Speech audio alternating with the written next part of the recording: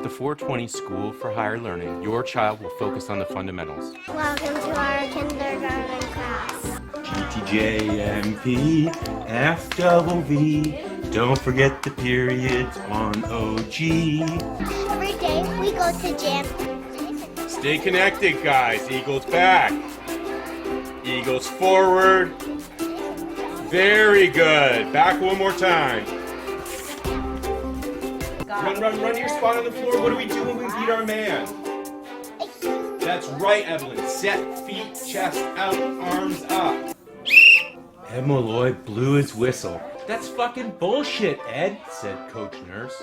Suck it, Raptors, said Lucky. The series was over, and that's the story of how the Celtics beat Bubble P and the Raptors. Have a great evening. I'll see you tomorrow. There you go. It was a great day. Hey, let's discuss Sully's buy-in. Thank you for coming to our kindergarten today. Okay, so in the last video, I promised you defensive side of the Hydra, looking at the lessons that we've learned before Jacob that we can still apply, and how Jacob might fit in.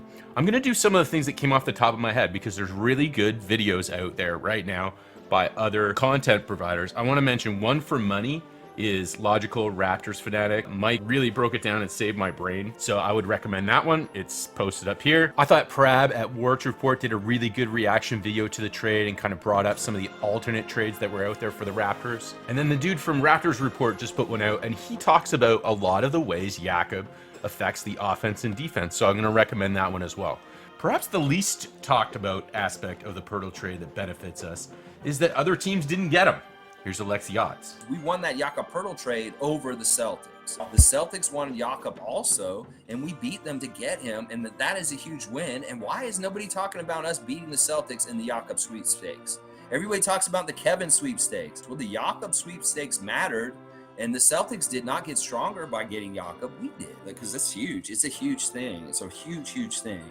Amazing point. Now I want to get to this idea of synthesis, and I call this like buttering up the Raptors defense, specifically closeouts, because the first thing I thought of when I started thinking about, wow, what does this allow the Raptors to do, is it allows them to synthesize. And the word synthesis comes from this dude, Hegel.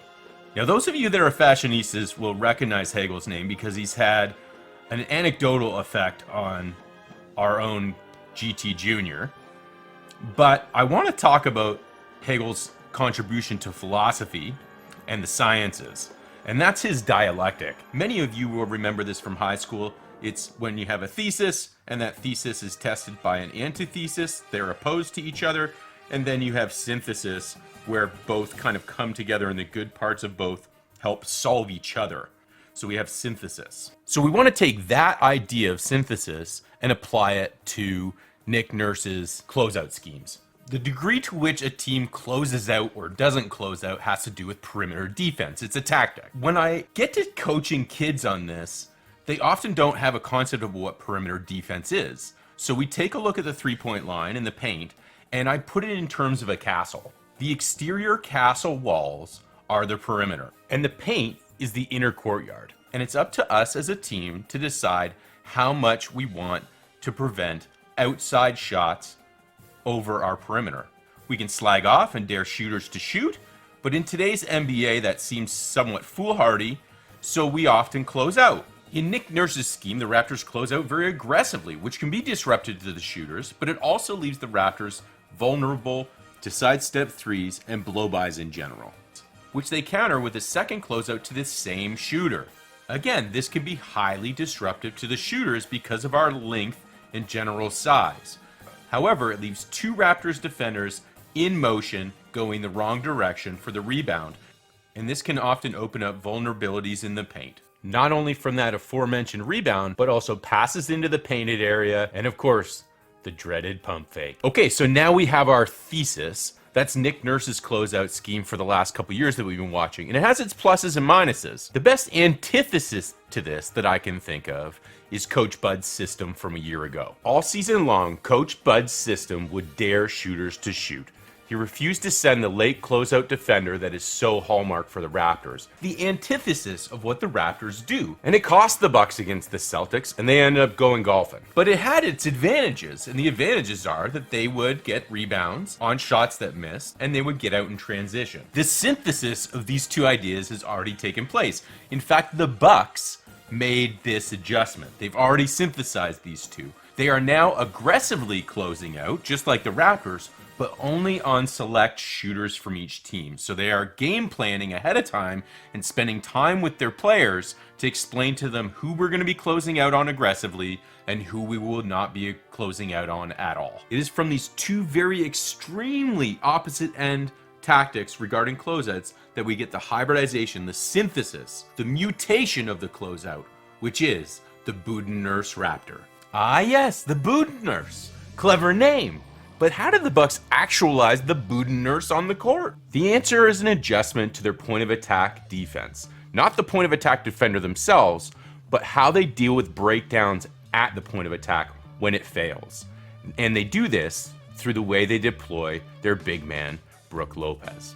So Brook, it plays a huge role, and he's having a massive season because of the adjustments Coach Bud has made. With drop coverage, the big man stays home in the paint and dares the ball handler coming off the screen to shoot a midi or drive to the bucket. This allows the big man to keep their feet set rather than have the momentum going in the wrong way, and it pays massive dividends. Look at Brook's blocks this season. His numbers are back up where they were in 2018 and 2019 when the Bucks last played, you guessed it, drop coverage. But what does this have to do with closeouts? The answer is a lot. In lieu of drop coverage, the Raptors have been sending two defenders at the pick and roll to handle it. So that's three Raptors defenders because you have the on-ball point of attack defender, then you send two, a double team, to hedge the pick and roll, which does one positive thing, and that's take away time and space from the offense to make decisions. But when that offensive player makes a good decision and kicks that ball to an open three, we're vulnerable. Or they kick it to another open shooter. Defense does a good job close out for an aggressive closeout. Great, that can disrupt the shooter. But if the shooter does a sidestep three or uses our player's momentum against them to drive the hoop, we're screwed. And if they drive the hoop and our next defender does a good job and closes over to stop them, there's an easy pass to a cutter or someone in the dunker spot. So that double team on the pick and roll is something that we won't need to see anymore when we play drop coverage with Jacob Poeltl. So what precisely is the Budenurse Raptor? Well, when we look at Hegel's Dialectic, there's an important step that we haven't done yet. Thus far, we've done some important steps, as Hegel would tell us. We have done the hardest part, which is to acknowledge that there's problems within our own idea. We've looked at another extreme opposite idea to identify its perks, and we've come to the realization that the best answer probably lies in a synthesis of the two. Our Budenurse Raptor, Jacob Poeltl, in drop coverage. But Hegel says we're not done until we create a new thesis. See this line that goes from the Budenurse back to Nick Nurse? This is the most important step of Hegel's Dialectic. So as we get back to watching Raptors games this week, keep your eye on how the Raptors deal with the pick and roll with Poeltl in the lineup and without him in the lineup. You will not be able to see this if you don't watch the full game. Do they keep sending that double team, or is one of our former double team defenders now freed up to do something else? And does Nick Nurse start to be selective about which opposing players we aggressively close out on? So my thesis is that we're going to adopt a little bit of Coach Bud's more selective closeouts in general, but we're going to want to keep intact what the Raptors do super well, and that's take away time and space with all their crazy athleticism and non-stop energy. We are constantly running around like crazy people on defense. I'd love to see some of that energy not have to be expelled by using switches and man-zone combinations to take full advantage of our egos and keep our players relatively static on the court, patrolling an area. I really think our Eagles are well designed to operate using partial zone defense. The addition of Poeltl also has a major effect on our weak side help. Jakob on the court for 25 to 35 minutes a game sends ripples down the lineup. Hey, Yak, there's no reason to be sad. Everyone's happy about you now. There you go.